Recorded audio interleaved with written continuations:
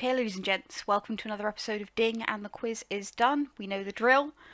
Pause the video, click on the link in the description, do the Do Now quiz.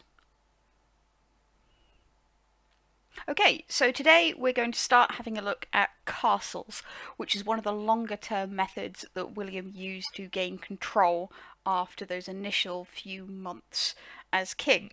This is also going to form part of your depth study. You're going to have a look at a historical site, which in our case is the White Tower and the Tower of London, and your 16-mark question in your exam will be on that. But before we look at the White Tower, we need to look at castles in general, and we need to think about the purpose of castles, why William bothered using them. So that's the question we're going to be answering today. How convincing is interpretation A about the purpose of castles during the Norman conquest? Before we do that, we're going to have a little bit of a look at what existed in England before the Norman conquest, and then we're going to have a look at Normans. So there were fortified structures in England before 1066. Fortifications being structures that are designed to defend somewhere from attack. And most of the fortified structures in England before 1066 were structures called burhs, and these were essentially walled towns or walled cities. And there's evidence of burhs today. You can go to the City of London. In the centre of London, you can see the old city walls. There are the city walls in Oxford, and many of those older cities you will still be able to see the remains of the walls. And these were structures that were designed to defend the inhabitants within the city from invasion and attack. Now, some castles did exist in England before 1066. There were around 5, but all of them were owned by Norman friends of Edward the Confessor. If we think back to that almost civil war between Edward the Confessor and the Godwins, a lot of that came down to Edward the Confessor showing real preferential treatment for Normans in England. And part of the way he did that was by giving them land and allowing them to build castles. So, burhs are walled cities or walled towns, huge city walls. Castles are on a much smaller scale, and if you think back to what you did in year 7 when you would have briefly covered the Normans, this is when we start talking about that motte and bailey structure. The motte being the mound with the keep on top, and then the bailey being this series of buildings surrounded usually by a wall or a palisade fence at the bottom. This is not a town. This is a small selection of buildings which is going to include things like a blacksmith or a garrison where troops can stay in order to defend the castle. So, based on the feedback that you gave me on ePraise, rather than leaving you to do the reading, I'm going to do the reading with you. So, let's quickly switch to the visualizer. There we go. As you can see, I have a slightly new mug today. In complete honesty, my Miss Sayers mug is due to be washed up, and I haven't done the washing up yet. So today we have our Junior Good Citizen 1998 mug, which is my second favourite one. Filled with cola, of course. Okay, so we're going to do this exactly as we would in class. We're going to go through the keywords. I'm going to have to move my belt, and then we're going to go through the reading. So, keywords that are going to come up today, we've already looked at this idea of a fortification, a structure which is designed to defend somewhere from attack, and we're also going to be introduced to this idea of siege, a tactic of surrounding a building in order to cut off its supplies and force an enemy to surrender. Oh, and look at that, there's a typo. It wouldn't be one of my sheets without one. I'll have to correct this before I put it up on ePraise. Okay, so this text is from the resource pack for the White Tower. I am going to make this available to you, but you do not have to read the whole thing. Essentially, AQA puts out a huge selection of sources and texts which teachers can use with their classes about the selected historical site. And it's designed to give you information, but also give you an idea about the direction the exam question will go in. But don't worry too much about that for the time being. Okay, let's begin. William's ability to build castles after his victory at Hastings gave him a weapon and an important technological advantage. Anglo-Saxon England had nothing like the castles that had sprung up in many parts of the 11th century Western Europe. England had fortified towns called burhs, and some noble halls had simple fortifications. However, Norman castles, which were first built in England by Edward the Confessor's Norman friends in the 1050s, were unlike anything the English had seen before, and were vital to the Norman success after 1066. Most Norman castles, like the castle at Hastings, were motte and bailey constructions. They dominated English towns, protected scattered Norman garrisons, and made it much harder for resistance and rebellion to gain momentum. A garrison is somewhere where troops would stay in order to defend an area, and to gain momentum is to kind of build up speed. For William, it was natural and made good strategic sense to build more castles as he proceeded to London after his victory over Harold. As William travelled across England in 1068 to 69, castles were constructed as far apart as Exeter and York, with many in between. These basic castles would not provide a permanent advantage, and not all of them would be needed in the future. I thought I'd made a typo. By 1100, many of them had been rebuilt in stone. However, many more wooden castles would have been abandoned, or had been abandoned. So Exeter is that one there, and then York. In fact, at one point we had 3 castles in York, but York is just here. So we've got castles being built all across England. In the years after the conquest, we have a huge number of wooden castles being built. The really important ones are rebuilt in stone, but as William consolidates, as he strengthens his hold on England, many of them are abandoned because they're simply not needed. Norman castles changed the landscape of England after the conquest. The Motte and Bailey Castle was a new design, and William, as well as building a network of wooden castles, quickly began building the first stone keeps in England, such as the White Tower in London, which is this picture here. These castles became lasting symbols of Norman authority to a hostile and restless native population who saw the new royal castles dominate the urban landscapes as enormous symbols of Roman power. Castles were not only royal creations, but were also built by trusted men who had been given responsibility for particular areas of the country. The great nobles, too, preferred to strengthen their local power by building castles, while the king had to make sure that these private castles were constructed only within the limits set by him. So William did have to be careful with these. He did allow some private individuals to build them, but they are also capable of presenting a challenge to him. The result of so much castle building was that England was now fortified to a much greater extent. Having conquered England, William made it harder for other foreign invaders to repeat the Norman success, because they would now be faced with fortified towns, residences, and larger castles.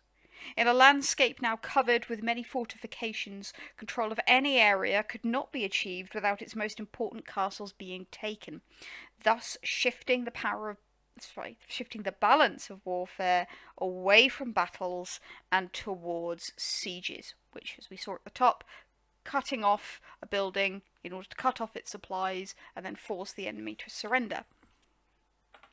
Okay, so that's our reading. What I'm going to ask you to do in a minute is to go to the other side. We're going to have a look at 3 separate castles, and then you're going to tell me the purpose of that castle based on the information that I've given you. But before you do that, I just want you to take a minute, use this little bit of space at the bottom of your page, and I just want you to note down from the text any purposes of castles that you can see. So form a little bit of a list down here. So pause the video and do that now. Okay, let's go through. So going through the text, there are 3, I would say, let me think. Actually, 3 to 4 main reasons that we can pull out as to why William built castles during this period, or why he allowed other people to build castles during this period. So if we start in this first paragraph here, we have this reference to Norman garrisons. Remember that a garrison is somewhere where troops can stay in order to defend or be stationed in an area. And in the next line it talks about this idea of having Norman garrisons in order to make it harder for resistance and rebellions to gain momentum. Essentially, this is talking about castles as a means of preventing rebellion.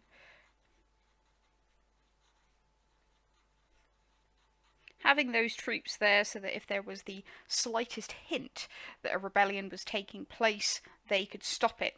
And that also kind of links into this idea of not only preventing rebellions but also stopping rebellions if they happened.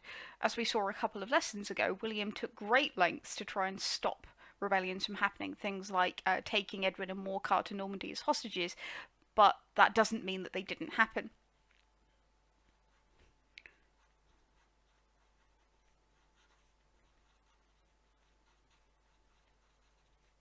So we've got preventing rebellions, we've got stopping rebellions.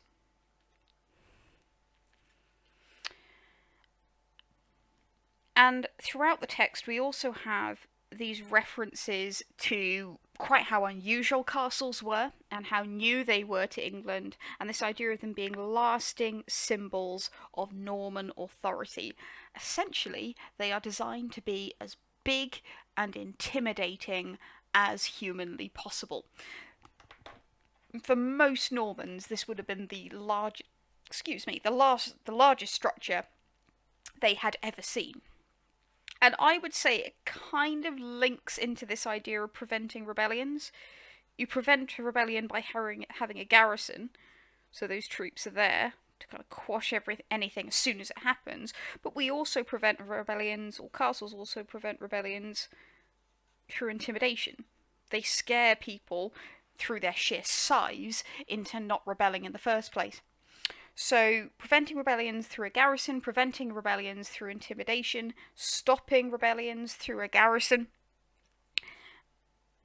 And down in this last paragraph, we have this reference to foreign invaders. Now, if you look on our map, each one of these little dots is a castle. You can see that William prioritised building castles along the southeast coast of England. Now, there are many reasons for this. We can talk about the fact that that's where he landed, and so that's where he built his initial castles. We can talk about the fact that this was also part of Wessex, so it would have been an area that was likely to rebel, but it's also an area where William would have likely seen invasions from Europe, because it's on a coastline. Equally, I suppose this is a better example. You can see that William's got a few castles built along the Welsh border. Wales was not ruled by England. It was not the United Kingdom for hundreds of more years, and there was a huge risk of invasion from Wales. So you see these castles along the coast, we see these castles along what are called the Welsh Marches, spelt M-A-R-C-H-E-S with a capital M, because it's a proper noun, the Welsh Marches, because of that risk of invasion. So preventing rebellions, stopping invasions.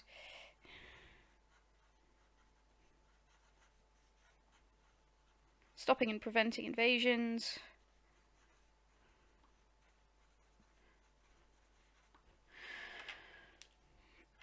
Now, I would say that there is one that hasn't really been mentioned within this text, which is, it's more of a temporary purpose of castles in the really early years or the early months of William's reign, and they largely concern the castles of Hastings and Pevensey. And that was the idea of having a secure port. Now, we spoke about this when we spoke about William's initial actions in 1066, straight after the Battle of Hastings, where one of the first things he did was secure ports, on the southeast coast of England, and one of the ways that he secured those ports is through the building of basic castles. So it all links together. So that's our basic list. Now, what we now need to do is apply that list to these case studies. So I've given you 3 castles: Pevensey Castle, York Castle, and Exeter Castle. I've given you a little bit of information which we'll read through together, and then I want you to just note down what you think the purpose of that castle was based on what you know about it. So I'm also going to have my teacher copy up and ready so that we can do a bit of Blue Peter if we need to. Alright, let's start with Pevensey Castle, which we've already spoken about when we spoke about the invasion. Get my ruler. Pevensey Castle was built on the remains of a Roman fort on the southeast coast of England. William initially fortified the site in 1066 when he first landed. After the Battle of Hastings, he then returned to further fortify both Pevensey and Hastings in late 1066 and 1067. William split the southeast coast of England into strips of land called rapes. He gave the rape of Pevensey, along with Pevensey Castle, to his half-brother Robert of Mortain. There is absolutely loads in here that we can talk about. And actually, I'm going to go back to this list because there's something that we've missed. Protection. It's a pretty big deal. You've got a very small number of Normans living in a country with a very large number of Anglo-Saxons who are very unhappy about the fact that their country has been invaded. So protection for those Normans is going to be pretty key. And funnily enough, that's the first thing that we can talk about. So we can talk about William fortifying the site when he first landed. And this is an idea of protection.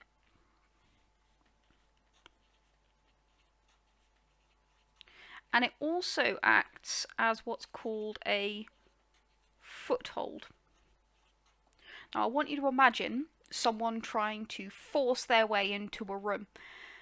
And when they do that, they'll push the door open, but you can easily push that door back closed. Now, if they put something between the door frame and the door, it's going to be much easier for them to force that door back open and gain entry. That's what we mean when we talk about foothold. And castles acted as a foothold. Pevensey Castle is an excellent example of a castle acting as a foothold, because having that strong base meant that William could then move further forward and take England bit by bit by bit, both in the initial days of the invasion and after the Battle of Hastings.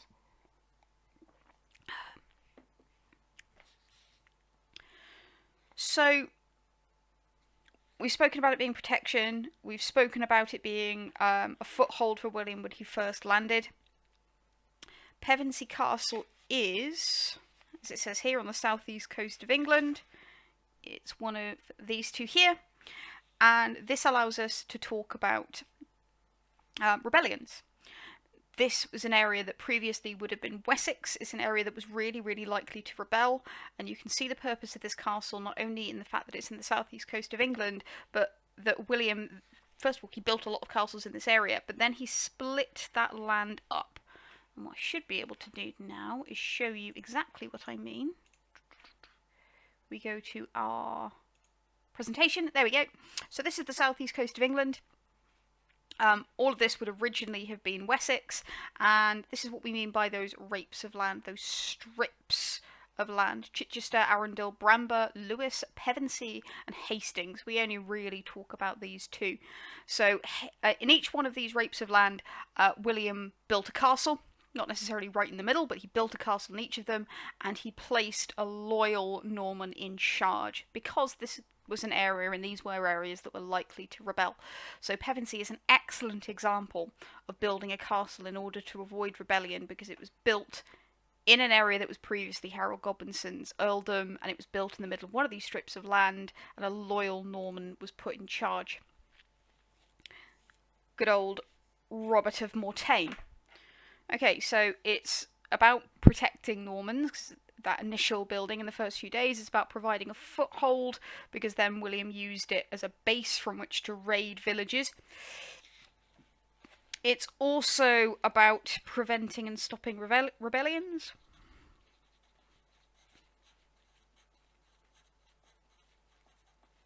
Because it was built in an area that was likely to rebel, and William demonstrated it was likely to rebel by splitting it up into these rapes of land, which he then put in charge, which he then not gave, but he put leading and loyal Normans in charge of. Okay, so let's go back to my much more comprehensive written answer. Pevensey Castle was built in order to give William a foothold in England, which gave his troops somewhere safe to stay before the Battle of Hastings. I know this because William fortified it as soon as he landed. This sentence that I've included is incredibly important. And again, this is what people have been missing out in a lot of their written answers. Here's what I know, and here is a fact that proves that I'm right. In the longer term, Pevensey helped to prevent invasions and served as a safe point from which William could travel. I know this because it was on the English coast, and William used it as a port to travel back to Normandy in 1067. Okay, this is not something that I've actually discussed when we were going through this, but if we go back to our previous lessons when we talk about William's first actions as king, we can talk about that, so do make sure you include it. Pevensey also prevented rebellions. I know this because it was positioned within a rape which previously formed part of Wessex, an area of England which was likely to rebel. So with every single one of these arguments, I have then said, and here's how I know that I'm right. So that's Pevensey Castle. What I now want you to do is exactly the same thing, but I want you to go through York Castle, and then I want you to go through Exeter Castle. So pause the video and do that now.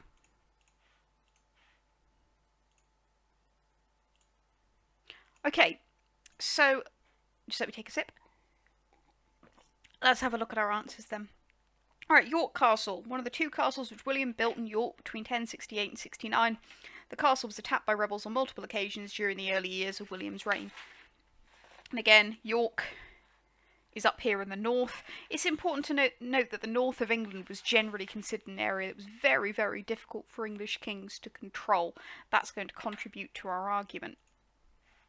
So, the main thing that we should be talking about here is this idea of rebellion. Preventing rebellions and stopping rebellions. Now, when we say preventing rebellions and stopping rebellions, I do want you to specifically refer to how it would have done that. Through A, intimidation, and B, garrisoning troops. Now, York Castle suggests to us that actually the intimidation side of things didn't work massively well. He had to rebuild that castle on multiple occasions, which suggests to us it wasn't hugely intimidating to the people living around the area, but we can certainly talk about this idea of a garrison. So, there we go. Let's go back to my answer. York Castle was built in order to prevent rebellions, there we go, and to garrison troops. I know this because York was positioned in an area of England in which rebellions were likely the north. You can also use for evidence there this idea of the castle having to be rebuilt on multiple occasions because of rebellions. Right, Exeter Castle. Exeter Castle was built in 1068. After William defeated the people of Exeter who rebelled against him, William demolished a large part of the town and replaced it with a castle which he put under the control of his niece's husband. The really important thing to note here is that this castle was built after a rebellion. Exeter was actually a burh, one of those walled cities, and essentially the city held out against him, and so he laid siege to it. He surrounded it and waited for them to surrender. When they surrendered, he knocked down a huge part of the city, built a massive castle, put a loyal Norman in charge. And so this is about preventing rebellions, but this is primarily, I would argue, about intimidation. He wants to prevent future rebellions, but he also wants to really send that very clear message of if you do this again, this is what's going to happen, or this is what you are going to be facing. So this is primarily trying to prevent rebellions through intimidation. Okay, let's go back to the one I made earlier. Exeter Castle was built in order to intimidate the population. I know this because it was built as an imposing structure in the middle of the settlement directly after rebellion. A large amount of the town was also destroyed in order to build the castle.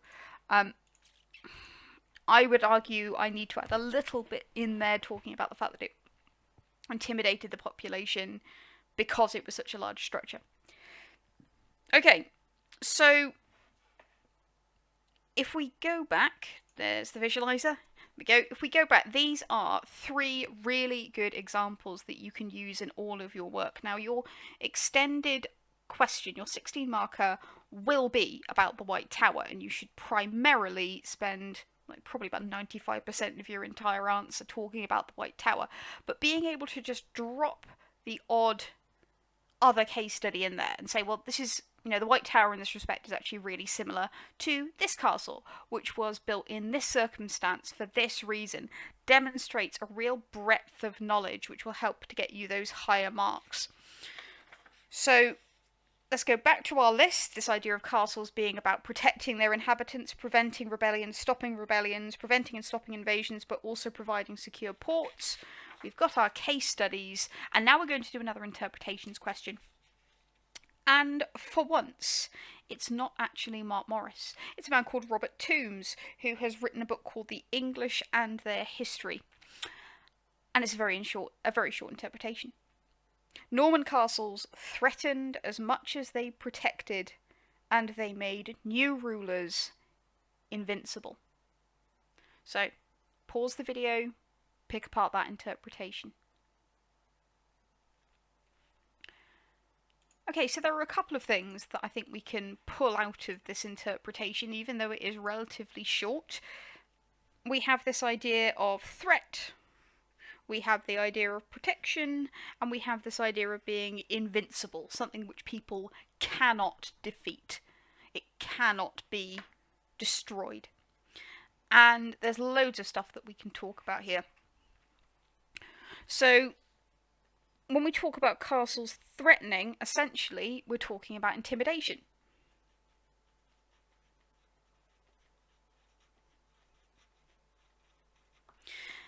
And now we need to provide some evidence.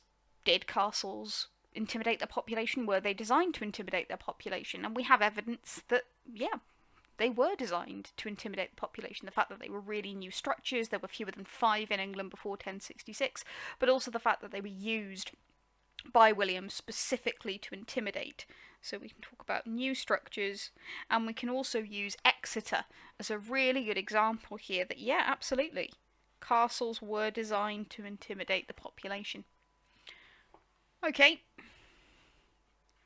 Next up, we have this idea of castles protecting, and we could talk about them protecting Normans, or we could talk about them protecting the country. But actually, with both of those, Normans or the country, we can use Pevensey as an example. It's built as soon as William landed on the coast of England in order to protect himself and give him a foothold. It was also built on the coast in order to protect from further invasion. We could also use castles in the Welsh Marches. The only issue with that is I've not given you a specific case study that you can use. This one's a little bit more interesting, this idea of castles being invincible. Now, on the one hand, we can definitely talk about the fact that they're very new structures, but actually we have a case study that proves that although castles were incredibly intimidating, they weren't necessarily invincible. They could be defeated.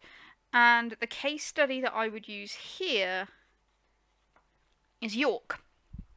If we go back to this text, and we will look at this in more depth when we do the Harrying of the North, York Castle was rebuilt by William on multiple occasions because it kept being destroyed by rebels, and this suggests to us that actually castles weren't necessarily invincible. Now, this doesn't defeat this entire argument, and in fact it doesn't even defeat that particular word. It just says that perhaps it's not entirely convincing. It has its limitations. So remember, in history we're never talking in black and white, we're not talking yes or no, we're always talking, get it so you can see it along a spectrum. Okay, so you should have checked your answers in green pen, and you now need to write your answer to this question. How convincing is interpretation A about the purpose of castles during the Norman conquest? When we do that, we need to make sure that we're making our argument, but then we're providing specific historical knowledge to prove ourselves right, hitting that lovely balance between knowledge starved and knowledge vomit, knowledge comfortable. So, 10 minutes on your own, pause the video. Okay, once you've finished, take a photo, email it to me, or to your history teacher, and I will give you feedback. So the last thing for today, because I have actually remembered this time, is our extra reading. So if you want to revise this section, this is section 9 from your knowledge organiser about the Normans. I've included an excellent article by Mark Morris, because I had to get him in there somewhere, about castles in England. A really good documentary that I've linked you to. I say really good, I'm just interested in really weird stuff, which is all about some modern day historians who are in France building a medieval cathedral, building a medieval castle, which I found incredibly interesting. And our revisit for Britain, Health and the People is quizzes 9 and 14. So do that requizzing and mark it, send me proof, and I'll give you an e-praise point. Okay, thank you very much, and I'll see you next time.